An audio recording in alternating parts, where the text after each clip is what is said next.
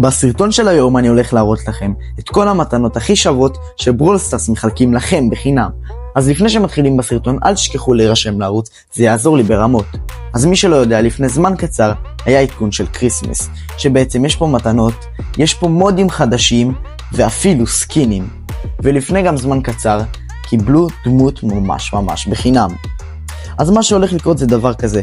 אני אקרין לכם ממש כאן על המסך את כל הקודים ואת כל הברקודים של המתנות. אתם צריכים בעצם לפתוח את הטלפון ולסרוק אותם, וזה יוביל אתכם ישר לברול סטארס, ושם אתם תקבלו את המתנות. אז בלי הרבה חפירות, בואו נתחיל.